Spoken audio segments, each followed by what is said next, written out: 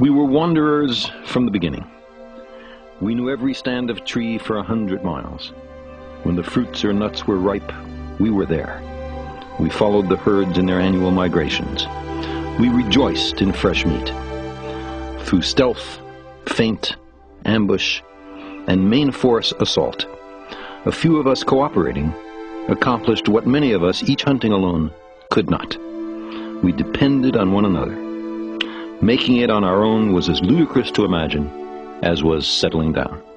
For 99.9% of the time since our species came to be, we were hunters and foragers, wanderers on the savannas and the steppes. The frontier was everywhere. We were bounded only by the earth and the ocean and the sky. In the last 10,000 years, an instant in our long history, we've abandoned the nomadic life. For all its material advantages, the sedentary life has left us edgy, unfulfilled. The open road still softly calls, like a nearly forgotten song of childhood. We invest far-off places with a certain romance. The appeal, I suspect, has been meticulously crafted by natural selection as an essential element in our survival. Long summers, mild winters, rich harvests, plentiful game. None of them lasts forever. It is beyond our powers to predict the future. Catastrophic events have a way of sneaking up on us, of catching us unaware. Your own life, or your band's, or even your species might be owed to a restless few drawn by a craving they can hardly articulate or understand, to undiscovered lands and new worlds. To the ancient Greeks and Romans, the known world comprised Europe and an attenuated Asia and Africa, all surrounded by an impassable world ocean. Travelers might encounter inferior beings called barbarians, or superior beings called gods. But there were not very many gods, at least at first, perhaps only a few dozen. They lived on mountains, under the earth, in the sea, or up there in the sky. They sent messages to people, intervened in human affairs, and interbred with us. As time passed, as the human exploratory capacity hit its stride, there were surprises.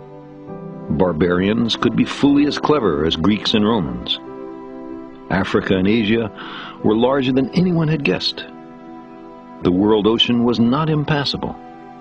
3 new continents existed, had been settled by Asians in ages past, and the news had never reached Europe. Also, the gods were disappointingly hard to find. Since we first emerged a few million years ago in East Africa, we've meandered our way around the planet. There are now people on every continent and the remotest islands, from pole to pole, from Mount Everest to the Dead Sea, on the ocean bottoms, and even, occasionally, in residence 200 miles up. Humans, like the gods of old, living in the sky.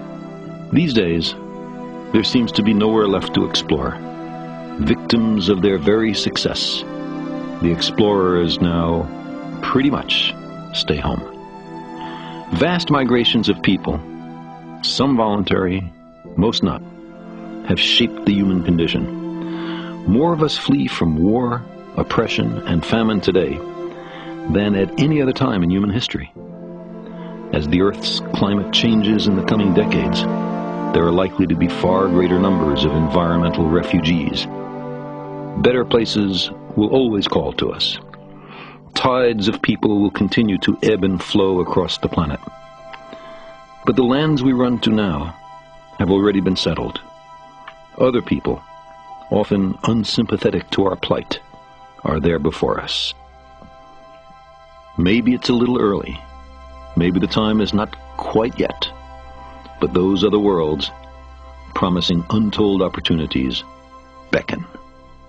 In the last few decades, the United States and the former Soviet Union have accomplished something stunning and historic: the close-up examination of all those points of light from Mercury to Saturn, that moved our ancestors to wonder and to science. Since the advent of successful interplanetary flight in 1962, our machines have flown by, or orbited, or landed on more than 70 new worlds. We have wandered among the wanderers. We have found vast volcanic eminences that dwarf the highest mountain on Earth, ancient river valleys on 2 planets, enigmatically one too cold and the other too hot for running water, a giant planet with an interior of liquid metallic hydrogen into which 1,000 Earths would fit, whole moons that have melted, a cloud-covered place with an atmosphere of corrosive acids, where even the high plateaus are above the melting point of lead, ancient surfaces on which a faithful record of the violent formation of the solar system is engraved, refugee ice worlds from the trans-Plutonian depths, exquisitely patterned ring systems marking the subtle harmonies of gravity, and a world surrounded by clouds of complex organic molecules like those that in the earliest history of our planet led to the origin of life. Silently, they orbit the sun, waiting. We have uncovered wonders undreamt by our ancestors who first speculated on the nature of those wandering lights in the night sky. We have probed the origins of our planet and ourselves by discovering what else is possible, by coming face to face with alternative fates of worlds more or less like our own. We have begun to better understand the Earth. Every one of those worlds is lovely and instructive, but so far as we know, they are also, every one of them, desolate and barren. Out there are no better places. So far, at least. During the Viking robotic missions, beginning in July 1976, in a certain sense, I spent a year on Mars. I examined the boulders and sand dunes, the sky red even at high noon, the ancient river valleys, the soaring volcanic mountains, the fierce wind erosion, the laminated polar terrain, the 2 dark potato-shaped moons. But there was no life, not a cricket or a blade of grass, or even, so far as we can tell for sure, a microbe.